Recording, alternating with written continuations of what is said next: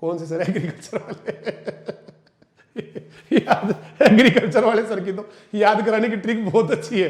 और फिर पूछा कौन है एग्रीकल्चर वाले? सर आप ही एग्रीकल्चर। हेलो डियर स्टूडेंट, जय हिंद जय राजधानी। मैं डॉक्टर रमेश यादव, राजधानी एजुकेशन ग्रुप पचकोड़िया जॉबलेट जयपुर से स्वागत करता हूं आप सभी का वेरी इंपॉर्टेंट प्रोग्राम में। और आज बहुत बड़ा प्रोग्राम है, क्योंकि जहां लोग 66 के शो बना रहे हैं, मतलब 66 परसेंटाइल आई है उसको 100 परसेंटाइल बता रहे हैं, 86 आ रही है 100 बता रहे हैं। तो ऐसी परिस्थिति में मैं आज आपको ऐसे बच्चे से मिलाऊंगा जो 11th क्लास में पढ़ता है। जी हां स्टूडेंट्स, 11th क्लास में पढ़ता है और 11th क्लास के साथ ही उस बच्चे ने 100 परसेंटाइल लिया है एग्रीकल्चर में, 99.78।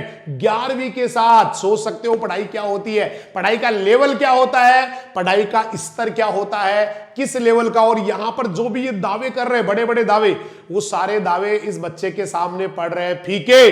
क्योंकि 11वीं क्लास के साथ ही CUET, बोले तो ICR, बोले तो BHU, या बोले तो सारी सेंट्रल यूनिवर्सिटी, उसके लिए लगने वाला CUET एग्जाम। और यहां पर एग्रीकल्चर में 100 परसेंटाइल। केवल एग्रीकल्चर में नहीं, मैं आपको पहले भी कई बच्चों से मिला चुका हूं।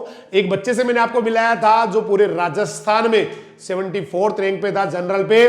उसके बाद एक बिटिया से मिलाया था, कंटिन्यूसली सीरीज चल रही है। और यहां भी ये बेटा जिसकी मैं बात करने वाला हूं, वो बेटा जेट में 67वीं रैंक लेके आया है।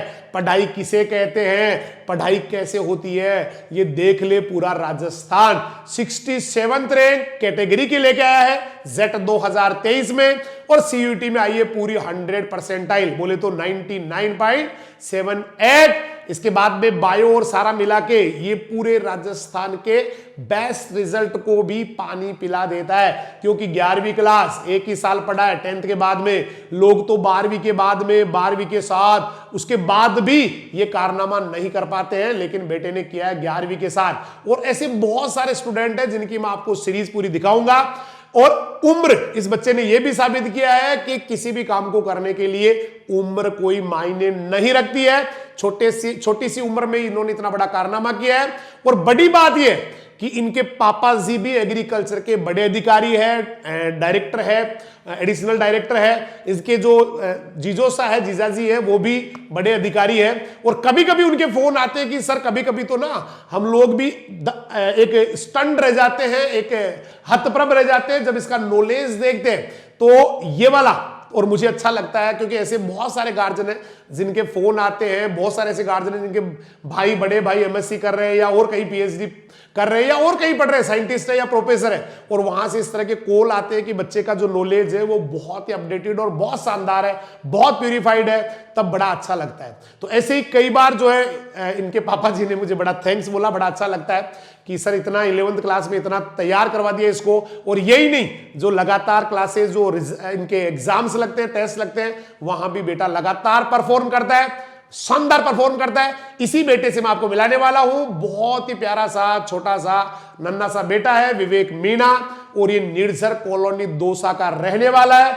और इस बेटे ने बहुत बड़ा चमत्कार किया, जबरदस्त वाला। जहां लोग झूठ के पुलिंदे बांध रहे, जहां झूठ को बेच के पूरे राजस्थान को बेवकूफ बनाते हैं, बेवकूफ बनाने की कोशिश करते हैं, वहां पर ये एक बड़ा एग्जाम्पल है, एक बड़ी मिसाल है कि कैसे पढ़ाई हो सकती है, पढ़ाई का लेवल क्या हो सकता है। तो मैं ज्यादा आपका समय खराब नहीं करते हुए उस बेटे से आपको मिला देता हूं जो ये करिश्मा कर गया है। मतलब 11वीं क्लास के साथ ही CUET में 100 परसेंटाइल लेके आया है और जेट में भी 67वीं रैंक कैटेगरी की लेके आया है और सुपर परफॉर्म किया है, जबरदस्त वाला परफॉर्म किया है। और आप सोच सकते हैं कि नेक्स्ट रिजल्ट जब इसको ओरिजिनली एग्जाम में बैठना होगा, ओरिजिनली जेट और CUET देना होगा, तो उस समय कौन सा चमत्कार करने वाला है। तो मिलिए एक प्यारे से बेटे से, विवेक मीणा, बद्री प्रसाद जी मीणा साहब पापा जी है, और ये निर्झर कॉलोनी दौसा का रहने वाला है। तो ये है छोटा सा, प्यारा सा, नन्ना सा, गुड्डू सा बेटा मेरा, बोले तो विवेक मीणा, निर्झर कॉलोनी दौसा से। और इस बेटे से जानेंगे, ज्यादा उम्र नहीं है, बड़ी बात यह कि ज्यादा उम्र नहीं है, और बहुत इंटेलिजेंसी जो है ना, इंटेलिजेंसी या यूं कहे कि एक जो स्टडी को पकड़ने का एक IQ लेवल बहुत शानदार वाला है, बहुत ही। और इसका व्यवहार, ताज्जुब की बात देखिए, इतने अच्छे परिवार से है, उसके बाद में हॉस्टल में आया। अचानक मुझे लगा कि शायद हो सकता है नए माहौल नए वातावरण में, लेकिन इसने बहुत हिम्मत से और बहुत जो है ना ईमानदारी से कि मुझे अच्छा करना है, जीवन में आगे बढ़ना है, क्योंकि संस्कार पापा जी से आए हैं, मम्मा से आए हैं, और वो बहुत ही जबरदस्त वाले और जबरदस्त व्यक्तित्व है। उनका भी व्यवहार, कई बार आते तो इतनी शालीनता से वो बात करते, इतना अच्छे से बात करते हैं कि मुझे लगता है इतनी बड़ी पोस्ट पे है फिर भी कितना स्नेह, कितना एक हम्बलनेस है।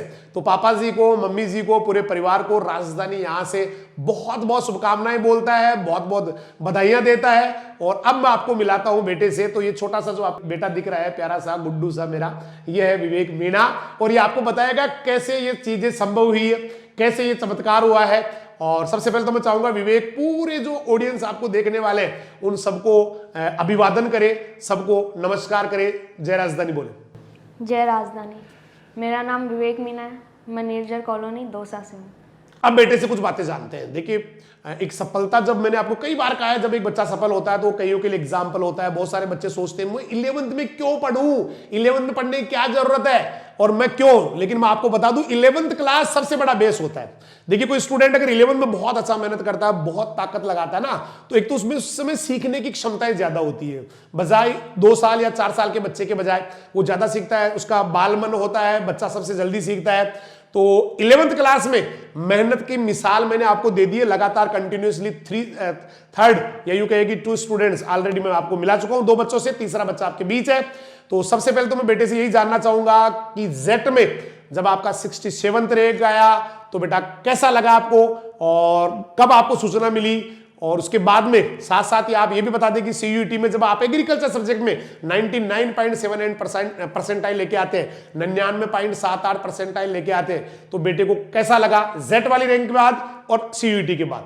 जेट की रैंक में मेरे को बहुत अच्छा लगा, क्योंकि जैसा कि मेरी टेस्ट में परफॉर्मेंस थी, मेरे को पता था कि मैं जेट और सीयूईटी दोनों में अच्छा कर जाऊंगा, और जेट में तो फिर भी इतना अच्छा स्कोर नहीं किया। मतलब इसको भी अच्छा नहीं मान रहा। राजस्थान में 100 के अंदर जो है ना कैटेगरी की रैंक आ रही है, फिर भी देखिए संतुष्टि नहीं है। बहुत अच्छी बात है, ये होना चाहिए, ये होना चाहिए।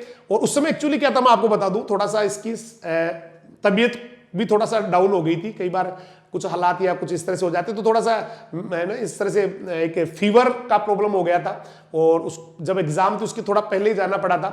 तो कैसा बेटा उस समय जब आप गए तो कैसा लग रहा था कि क्या कर पाएंगे? और उसके बाद देखिए, मैं तो बहुत अच्छी रैंक मानता हूं, क्योंकि ऐसे बहुत सारे स्टूडेंट हैं जो 2 साल 3 साल 5 साल से तैयारी कर रहे हैं, लेकिन वो भी कैटेगरी की या यूं कह के एसटी की 67वीं रैंक नहीं ला पाए।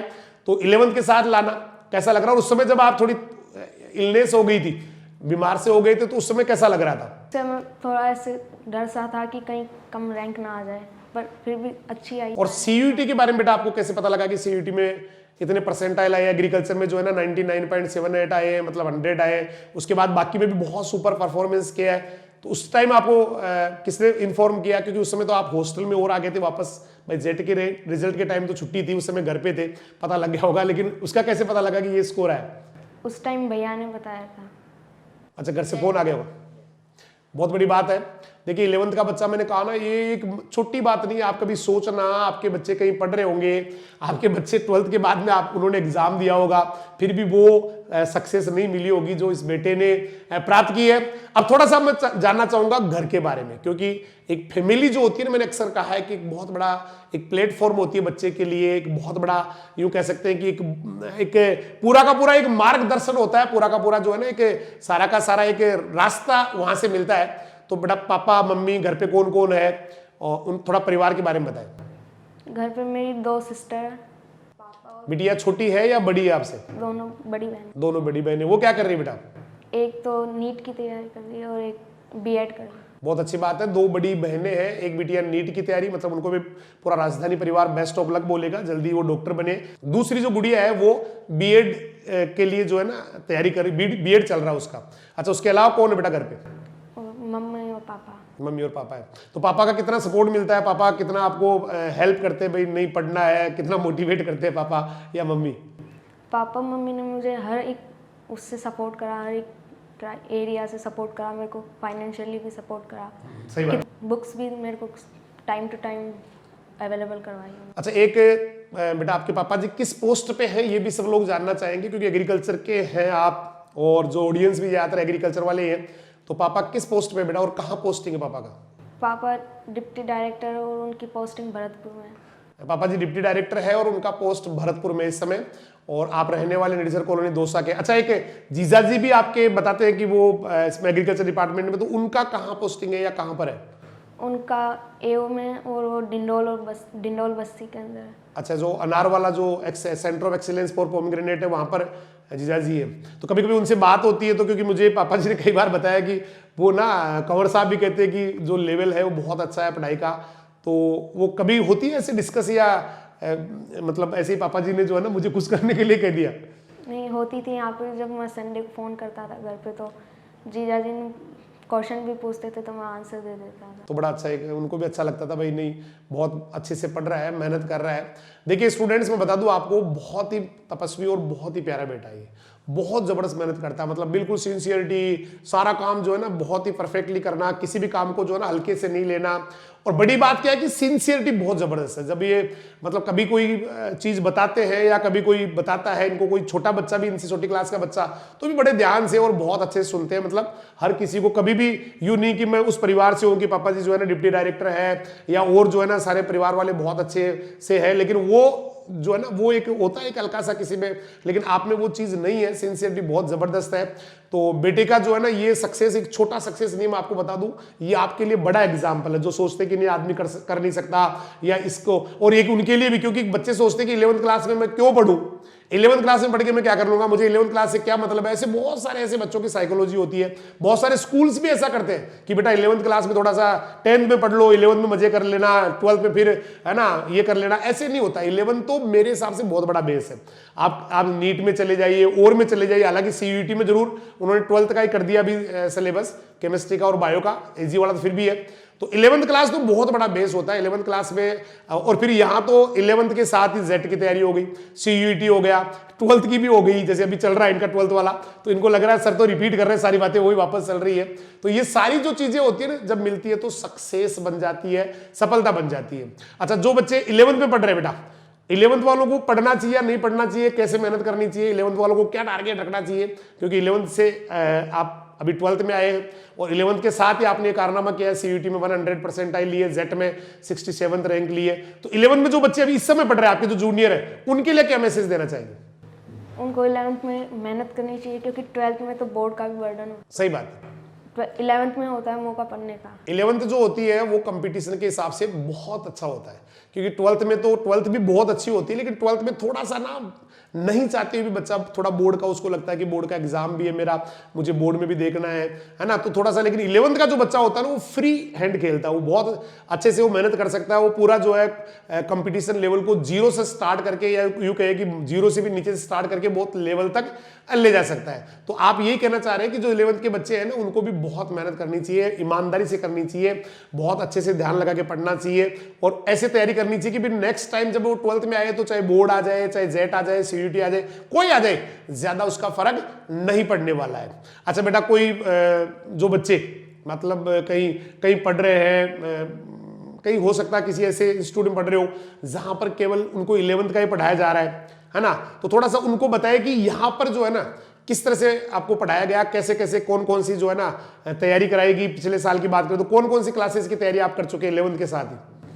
11th के साथ हमने एग्रीकल्चर की पूरी तैयारी कर ली थी, टोटल जेट की तैयारी हो गई, बायो की कर ली थी, और बायो टोटल हो गया, केमिस्ट्री भी हो गया। मतलब ये 11th और 12th और जेट और सीयूईटी ये कोर्स जो है ना, हो सकता है कोई थोड़ा बहुत एक आधा चैप्टर रह भी जाए, क्योंकि बहुत लंबा सिलेबस हो जाता है, जेट भी कराना है, सीयूईटी भी कराना है, 12th का भी कराना है ना, तो हो सकता है। लेकिन मेरे हिसाब से शायद रहा नहीं, पिछली बार तो कोई इस तरह का था नहीं, क्योंकि लंबा ले लिया था हमने, लास्ट तक क्लासेस ली थी, तो सारी तैयारी हो गई थी। अच्छा, हॉस्टल के बारे में क्या ख्याल है बेटा? आप यहाँ हॉस्टल में रह रहे हैं तो कैसे बच्चों का डिसिप्लिन है ना, कैसे किस तरह से सारी व्यवस्था है?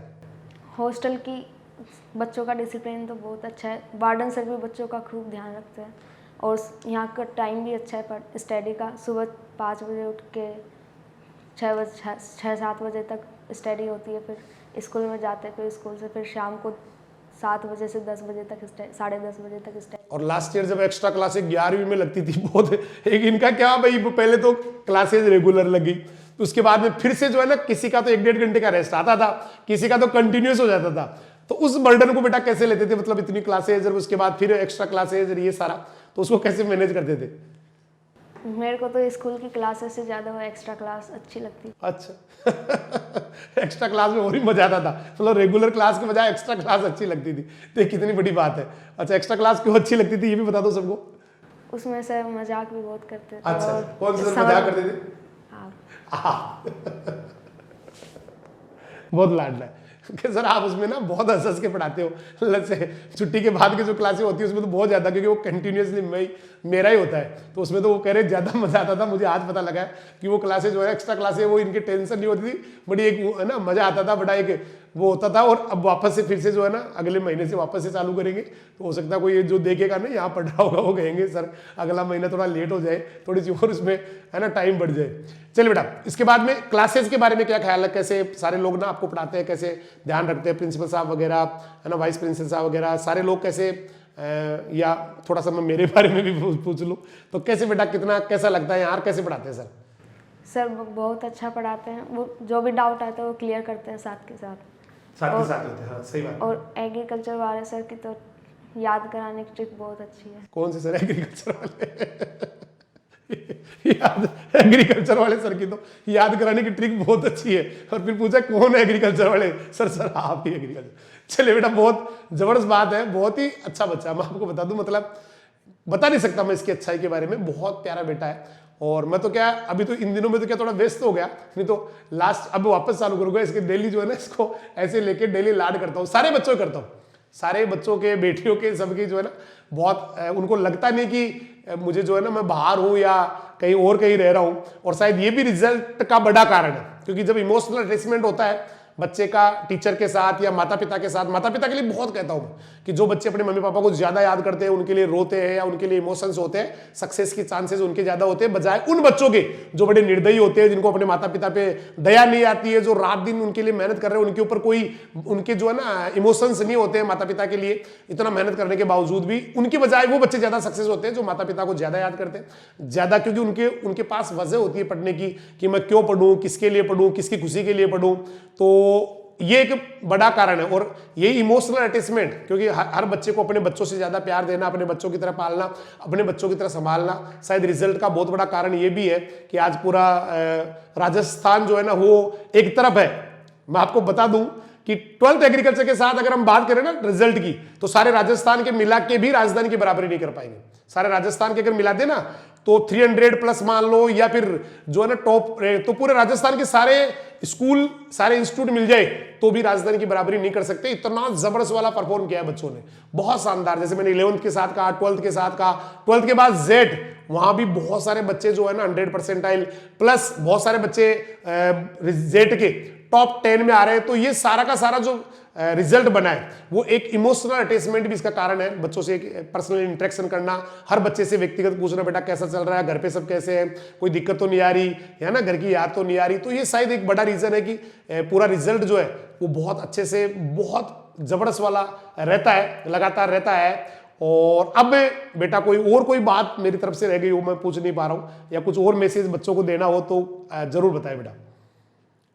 मेरी तरफ से तो एक ही मैसेज की मेहनत खूब करना और 11th में तो ज़्यादा करना, ताकि 12th में ज़्यादा करनी नहीं पड़े।